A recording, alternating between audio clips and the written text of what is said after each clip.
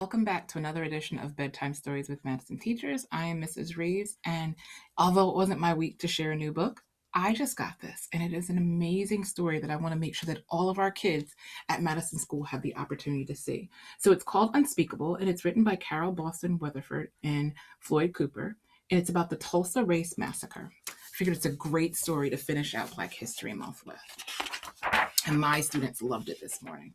The Tulsa Race Massacre, Unspeakable, by Carol Boston Weatherford and Floyd Cooper. Once upon a time, near Tulsa, Oklahoma, prospectors struck it rich in oil fields. The wealth created jobs, raised buildings, and attracted newcomers from far and wide, seeking fortune and a fresh start. Once upon a time in Tulsa, there was a community called Greenwood. Its residents descended from Black Indians, from formerly enslaved people and exodusers, who moved west in the late 1800s, fleeing the violence and racism of the segregated South. So this happened after slavery was over, and now these people are free and they made their own community. They moved to Greenwood. Once upon a time in Greenwood, there were some tens of thousands of people living in a 35 square foot block area. Train tracks divided the Black and white communities. Segregation laws called for separate neighborhoods, schools, phone booths, railroads, and streetcar coaches. Unfair tests made it hard for Black people to register to vote, and laws barred marriages across racial lines. So Black people had to kind of stay with themselves, and white people had to stay with themselves. They were not allowed to mix back then. So many Black businesses cropped up along the 1 mile stretch of Greenwood Ave that educator and business leader Booker T. Washington called the area Negro Wall Street of America. The name later became Black Wall Street, and the community kept thriving. When a community is thriving, it's doing well, it's continuing to grow, and people are continuing to move in. Everybody in Black Wall Street, or Negro Wall Street, by what Booker T. Washington called it, they were doing very well. They were successful.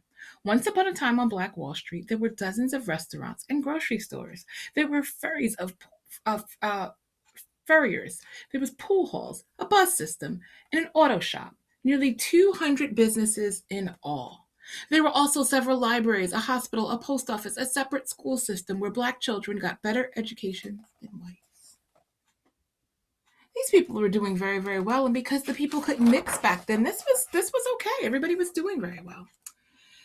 There were 2 Black-owned newspapers, the Tulsa Star and the Oklahoma Sun, and over 20 churches, and 15 Black doctors, including Dr. A.C. Jackson, the most able Black surgeon in the nation.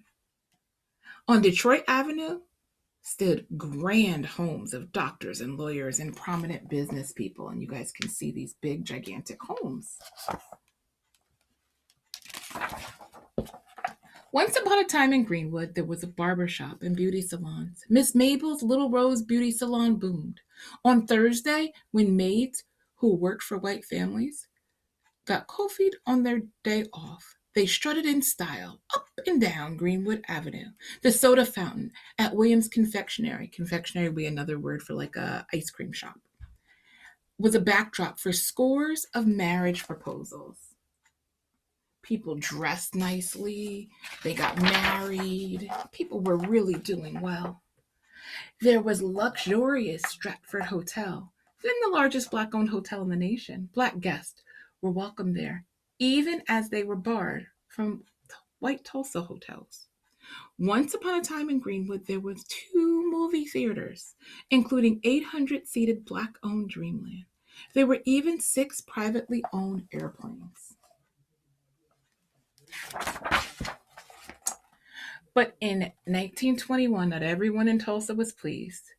With the signs of Black wealth, undeniable proof that Black Americans could achieve just as much, if not more than whites, all it took was one elevator ride.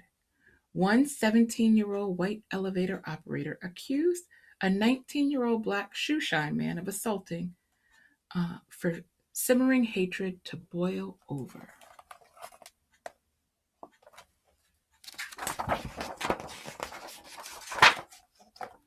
With the accused man in jail, and the white owned Tulsa Tribune newspaper ran a headline prompting readers to nab him, fearing the man would be lynched, killed by a mob before his trial.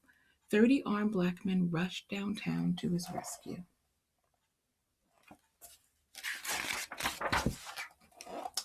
At the jail, they faced off with 2,000 armed whites. On May 31st, 1921, one day after Memorial Day, a holiday honoring fallen soldiers, a skirmish between two groups left 2 black men and 10 white men dead. But the worst was yet to come. Unable to get to the jailed suspect, the white mob sparked rumors that black community planned to attack. So now they're telling people that these black people are going to attack the white people in the town. Unchecked, and in some cases deputized by the police, the white mob stormed into Greenwood, looting and burning homes and businesses blacks had saved and sacrificed to build. Threatening to shoot, the mob blocked the firefighters from putting out the blazes. So they couldn't put the fires out because the mob is now telling the firefighters, don't put it out. African American World War I veterans took up arms to defend their families and their property, but they were outnumbered and outgunned. Families fled with all they could carry. So now the black people have to run from their community as it gets burned down. Once upon a time in Greenwood, up to 300 black people, including Dr. Jackson, were killed. Hundreds more were injured. More than 8,000 people were left homeless. And the hundreds of businesses and other establishments were reduced to ash. The whole community was burnt down to the ground. The police did nothing to protect the black community.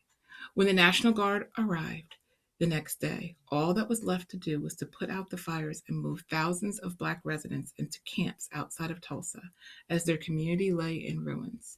So if you remember back, this community was big. They had doctors and nurses and hospitals and post office and shops and things like that. It has now been burned all the way to the ground, doesn't exist anymore.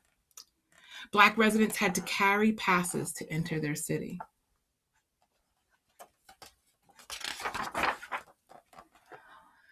In the days and weeks that followed, some black Tulsans left and never returned. Others stayed to rebuild the Greenwood community, only to witness its decline in 1960. For decades, survivors did not speak of the terror.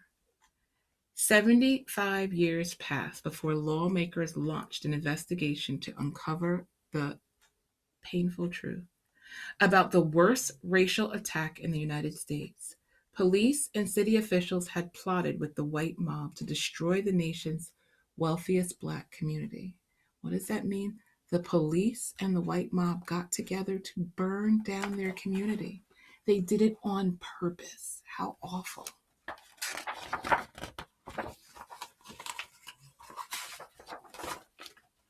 Today, Tulsa's Reconciliation Park remembers the victims of the 1921 massacre and recalls the role of the African American in Oklahoma's history.